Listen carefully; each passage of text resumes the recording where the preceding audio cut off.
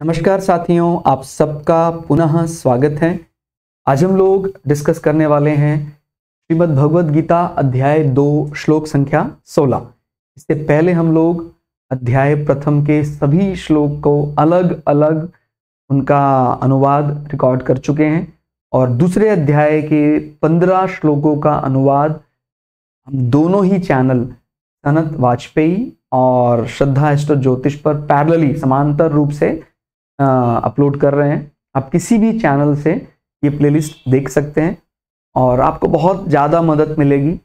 आपने कोई भी पहले प्लेलिस्ट देखी होंगी भगवद गीता की, उसमें हम क्या क्या पाते हैं कि एक अध्याय को पूरा एक साथ रिकॉर्ड कर दिया जाता है, तो थोड़ा सा कठिन हो जाता है किसी एक श्लोक के अर्थ को समझना।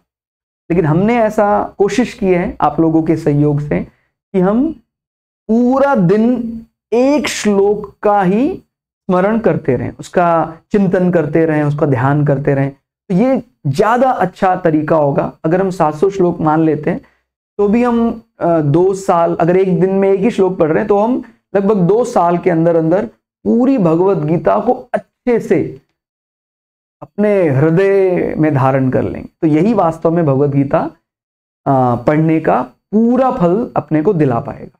ठीक हो गया। तो आज के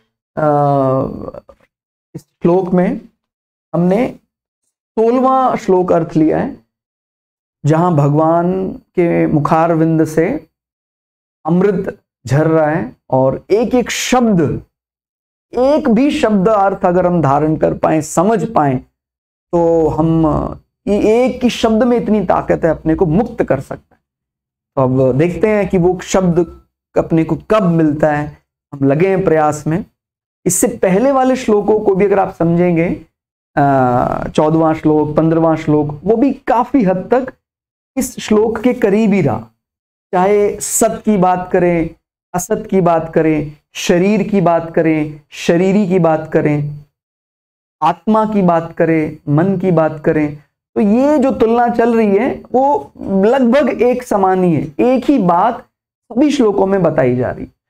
तो अभी उसको, लेकिन वही अलग अलग हमारा जो ये कॉम्बिनेशन भगवान ने एस्ट्रोलॉजिकल कॉम्बिनेशन दिया है, कोई व्यक्ति किसी ढंग से आसानी से समझ सकता है, कोई व्यक्ति किसी दूसरे ढंग से आसानी से समझ सकता है। तो भगवद गीता में हर व्यक्ति को समझाने का मादा है। ठीक हो गया। अगर हम 14वें श्लोक में नहीं समझ पाए तो 15वें श्लोक में उसी अर्थ को दूसरे तरीके से समझाया गया और यहां फिर 16वें श्लोक में भी उसी चीज को एक अलग शब्दावली में समझाया गया। असत वस्तु भगवान श्री कृष्ण कहते हैं अर्जुन को, माने हम यहां पर ये कह रहे हैं, भगवान हमको संबोधित करके कह रहे हैं कि असत वस्तु की तो सत्ता नहीं है। असत वस्तु जिसको हम मानते हैं कि वो चली जाएगी, वास्तव में फिर वो सत्य कैसी? शरीर, हम ये जानते हैं कि शरीर कुछ समय पहले, मेरे जन्म से पहले वो नहीं था और मेरी मृत्यु के बाद भी शरीर नहीं रहेगा। तो वो सत्य कैसे हो सकता है? सत्य तो वो है जो सदा से रहे, लेकिन जो मेरे शरीर में रहने वाला है वो उस दिन पैदा नहीं हुआ है। अब ये ही अंतर अपने को समझना है। यही तत्व को जानने का, ये तत्वज्ञानी पुरुष उसी की खोज में लगे हुए हैं। ये अंतर किसी तरह समझ में आए कि उस दिन जो मृत्यु हुई है वो कौन मरा है। उस दिन खाली अपने को शरीर का वो होता है कि भाई हमारा शरीर से एक प्रकार से बिछो हो गया, लेकिन हमारा बिछो हो गया मतलब हम गए क्या? यही इसमें समझने वाली कि हमारा शरीर से बिछो हो गया, लेकिन हमें किस बात का रियलाइजेशन करा दिया जाता है कि भाई उस दिन तो तुम्हारा ही अंत हो जाएगा। इस ट्रैप से, इस जाल से अपने को बाहर निकलना, और जैसे इस जाल से आप निकल जाते हैं दुख खत्म हो जाता है। ठीक हो गया। ये फिर मैं आपसे प्रार्थना करूंगा, मेरे शब्दों में अगर कहीं आपको अतिशयोक्ति दिखाई देती है, माने आपको लगता है कि नहीं ये तो बहुत आगे की बात कर रहे हैं, तो मुझे क्षमा करना। लेकिन अतिशोक्ति अलंकार अगर नहीं लगाया जाएगा तो शरीर, माने हम सबकी जो मन बुद्धि है, वो जल्दी शरीर को समझने के लिए तैयार ही नहीं है, इसीलिए अलंकार लगाने का बड़ा महत्व बताया गया। हनुमान जी को जब सागर क्रॉस करना था तो उनको इस प्रकार का कुछ श्राप था कि भाई आपने जब कोई व्यक्ति आपको याद दिलाएंगे तभी आप उस शक्ति को समझ पाएंगे। तो उस समय तक वो शक्ति प्रसुप्त थी, लेकिन जब जामवंत जी ने उनको उनकी शक्ति के बारे में बताया और बड़े अच्छे अच्छे अलंकार लगाए कि आप तो क्या है आपके सामने सागर, आप तो सूर्य को निगलने चले गए थे। जब इस प्रकार अलंकृत किया जाता है किसी को, भाई आप तो, आपके अंदर तो वो आत्मा व्याप्त है जो परमपिता परमेश्वर का ही अंश है, तो फिर हम उस छोटे को पाने का जो हमारा लोभ है उसको त्याग देते हैं। छोटा माने संसार का जो लोभ है, जब उससे हमें ऊपर की बात बताई जाती है। वास्तव में जो अलंकार लगाया जा रहा है ये गलत नहीं है, बात तो सही है, लेकिन हमारा जो बौद्धिक स्तर, हमारा मन, बुद्धि, शरीर, वो तो इस बात को समझने के लिए अभी तैयार ही नहीं है। इसलिए थोड़ा बड़ा उसको बताया जाएगा कि देख, संसार में रहेगा तो ये इतना ही सीमित है, और वो भी ये सदा नहीं रहने वाला, असत है ये। कितना ही कर ले प्रयास, तुझे लगता है कि तेरी पूर्ण आयु भी हो जाती है कलिकाल में, अगर हम मान लेते हैं कि हमारी पूर्ण आयु से भी हम सुख का भोग कर लेते हैं, तो भाई 100 वर्ष रह जाएगा तू, तो तेरे को जाना ही है। और अगर जाना है तो फिर इसको सत्य कैसे माना जाए? सत्य जो सदा से चला आ रहा है, जो कभी बदल नहीं सकता है, वही को तो हम मान रहे हैं कि भाई वही है वास्तव में सत्य। तो तेरा तो शरीर अभी 100 साल पहले कहां था तू? तेरा तो शरीर था ही नहीं। इसका मतलब वो असत है, लेकिन जिससे मैं महसूस कर रहा हूं, जो मेरे मन का मन है, वो तो शुरुआत से ही है। उसका कभी वो खत्म नहीं हो सकता है। ठीक हो गया? तो यही अपने को इस श्लोक में समझ में आता है, असत वस्तु की तो सत्ता नहीं है। और अगर आपको ऐसा लगता है कि शरीर मेरा 50 साल के बाद मरेगा, ऐसा भी नहीं है। वो तो क्षण क्षण बदल रहा है, परिवर्तनशील है। वो तो विज्ञान भी मानता है। जो कोशिकाएं अभी मेरे शरीर में कुछ क्षण पहले थी, अभी वो कोशिकाएं समाप्त हो चुकी हैं। मेरा शरीर एक एक क्षण बदल रहा है। इसको बिल्कुल प्रमाणिक है, ये इसको मापा जा सकता है कि मेरे शरीर से लगातार हजारों लाखों कोशिकाएं गिर रही हैं, अलग हो रही हैं, और मुझे लग रहा है कि नहीं, मैं तो वैसे का वैसा ही हूं। अगर वैसे का वैसा होता तो मेरा जो बाल शरीर है वो गया कहां? तो मेरा शरीर क्या है? असत। इसको मैं सत्य माने बैठा हूं, यार इसी से मुझे शरीर से ही तो भोग लेना है। हमें तो उस परमानंद, ठीक है, आनंद लेने में कोई बुराई नहीं है, लेकिन आनंद अगर हमें सांसारिक दृष्टि से भी चुनना हो तो आनंद कौन सा लेना चाहिए? जो स्थायी हो या जो अस्थायी हो? जो स्थायी हो। सभी से पूछा, आप यही सबका उत्तर मिलेगा कि स्थायी आनंद लेना चाहिए। तो आपका शरीर ही जब स्थायी नहीं है तो वो कैसे स्थायी आनंद का भोग कर सकता है? ठीक हो गया? तो असत वस्तु की तो सत्ता नहीं है। इसलिए हमें सिर्फ इस शरीर के लिए प्रयास लगे रहना कि भाई मैं तो अपने शरीर के लिए ही प्रयासरत रहूंगा, वो गलत चीज है। और अगर हम उस सत्य के आनंद में चले जाते हैं, सत्य का तो अभाव ही नहीं है, शुरुआत से ही है वो तो पूरा। उसको हम आज जान पाए होंगे। अगर ईश्वर की कृपा से मुझे वो तत्व ज्ञान समझ में आ जाए तो मैं आज समझ पाया हूं, लेकिन वो तो शुरुआत से ही परमानंद है। बड़ी अजीब बात है कि मैं जिसकी खोज में हूं वो मैं स्वयं हूं, लेकिन मैं जान नहीं पा रहा हूं, क्योंकि ये मन, बुद्धि, शरीर, संसार, इसमें रम गया हूं मैं।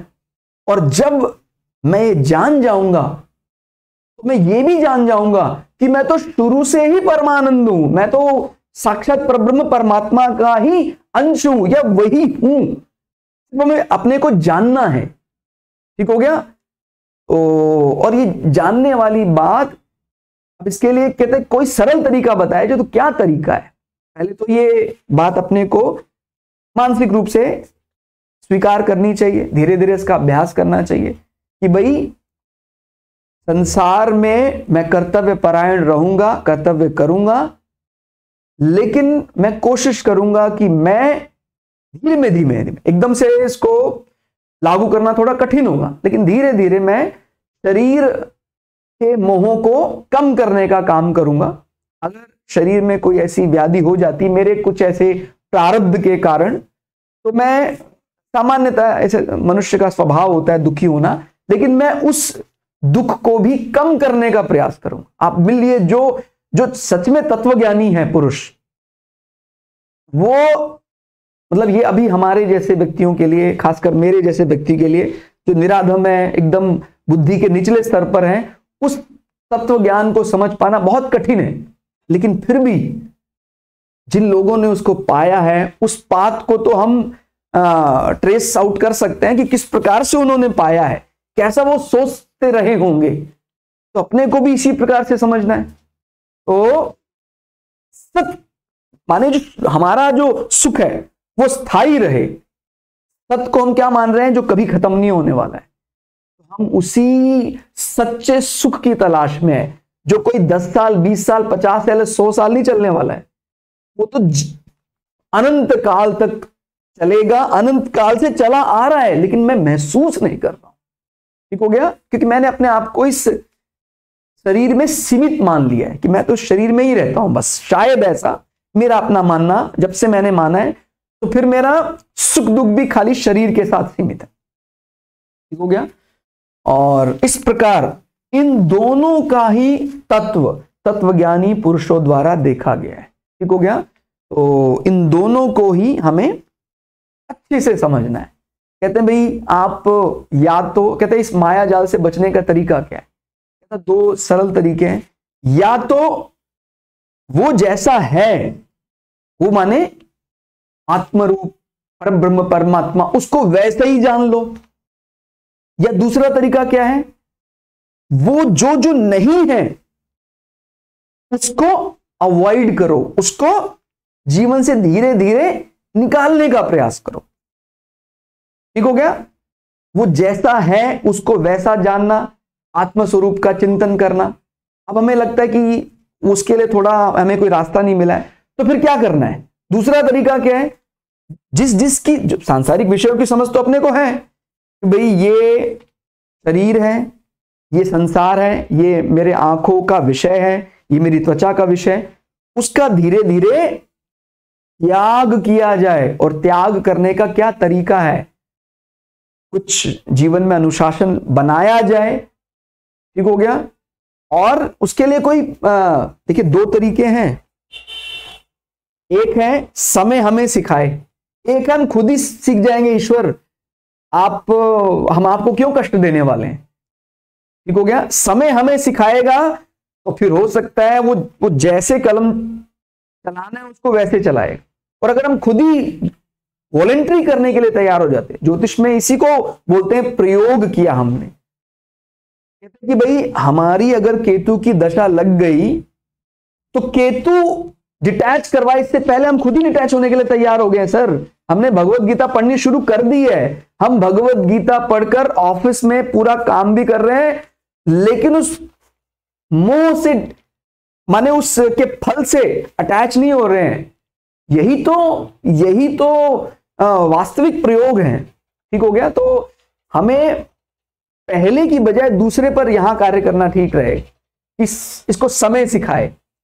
सर नहीं, हम जीवन में ऐसा अनुशासन कायम करेंगे कि जब हमारे जीवन के सबसे अच्छे दिन चल रहे होंगे, जिनको हम सांसारिक दृष्टि से सुखी मानते हैं, तभी हम अनुशासन कायम कर लेंगे। तभी आपको अपने सुख को व्यवस्थित रूप से भोगना चाहिए। कहते क्यों? मेरा तो सुख का परम चल रहा है, मैं तो उसको एक भी दिन मैं क्यों ऐसा करूं, कॉम्प्रोमाइज क्यों करूं? कहता ठीक है, फिर आपको कॉम्प्रोमाइज आप नहीं माने अपना जो लर्निंग है वो आप खुद से नहीं करना चाह रहे, ईश्वर करा देगा, क्योंकि उसको कराना तो है ही। तो फिर वो क्या करेगा? वो अपने तरीके से कराएगा। तो फिर आपको हो सकता है खुद से कहीं ना कहीं अचानक सडन चेंज करना पड़े। तो हम बजाय कि ऐसा समय करें, हम खुद ही करने के लिए तैयार हो जाते हैं। कहता हम अपने एक्सट्रीम भोग के दिन भी चल रहे हैं, जब हम बोलते हैं लग्जरी के चरम पर आ गए, तभी भी हम अपना एक दिन पूरा साधु सन्यासी एकदम फक्कड़ उसकी तरह व्यतीत करते हैं। मुझे एक पैसे का गुमान नहीं है अगर, और मैं दुनिया के सबसे रईस आदमी में से एक हूं, अगर ये भावना कहते हैं कि हफ्ते में 7 दिन नहीं भी चल पाती, एक भी दिन आ जाती है, तो फिर मुझे ईश्वर ऐसा कभी भय दिलवाएगा ही नहीं, क्योंकि मैं तो स्वयं से ही वो प्रयोग कर रहा हूं। ठीक हो गया ना? तो ये अपने को ध्यान रखना है कि ज्योतिष में भी जो प्रयोग कराए जाते हैं वो प्रयोग उस भावना को समझने के लिए कराए जाते हैं कि तू एक बार इस प्रकार की चीजों को एकत्र कर। अब एकत्रण में जो उसका मनोबल, उसकी जो एनर्जी लगी है, उस एनर्जी ने ये समझ लिया। जैसे कहते हैं भाई आपको ये इस प्रकार की तपस्या करनी है, उस तपस्या में जो अनुशासन लगा है, उस अनुशासन को उसके शरीर ने जान लिया कि इस प्रकार से मुझे रहना चाहिए। और अगर मैं पहले ही वैसा रह रहा हूं तो मुझे फिर कोई अलग प्रयोग करने की आवश्यकता नहीं रह जाएगी। मेरे जीवन शैली ही वैसे ही है। कहते सर जब मेरे पास कुछ नहीं था तभी भी मैं अपने जीवन से सदैव अपने शरीर सुख के साथ साथ और परमार्थ भी करता था। शरीर को तो सुख मिलता ही था, परमार्थ में भी लगा रहता था। ऐसा नहीं है कि मेरे शरीर को सुख बहुत मिल गया अभी तो मैं परमार्थ करना छोड़ दूंगा, ऐसा नहीं है। मैं जब मेरे कुछ नहीं था, मैं अपने आप को सुखी नहीं मानता था, तभी भी परमार्थ करता था। अभी मुझे सब कुछ सुख है, मुझे किसी चीज की लौकिक सुख जिसको माना जाता है कोई कमी नहीं है, फिर भी मैं परमार्थ करता हूं। तो क्योंकि कुछ ना कुछ तरीका तो चाहिए ना। अब संसार में रहते हो सत और असत, तो कहते हैं या तो सत जैसा है उसको वैसा जान लो कि सत का कभी आपका शरीर ये असत है, ये तो उसके बारे में जानो और उसको अवॉइड करो। या सत जैसा है, सत माने इस शरीर में रहने वाला शरीरी, उसको अच्छे से जान लो। ठीक है, तो असत वस्तु की सत्ता नहीं है, या तो इसको अच्छे से धारण करो इस वाक्य को, या फिर इसका दूसरा सत का कभी अभाव नहीं है। और अपने को क्या चाहिए जो परमानेंट है, अपने को सत चाहिए, तो सत को फिर अच्छी तरह समझो। ठीक हो गया? मेरे जन्म लेने से पहले भी मैं था, मेरे मृत्यु के बाद भी मैं रहूंगा, वो तो हम सब अभी भी कहते हैं, लेकिन हमें फिर भी डरा रहा है कौन? कि मेरा शरीर मर जाएगा।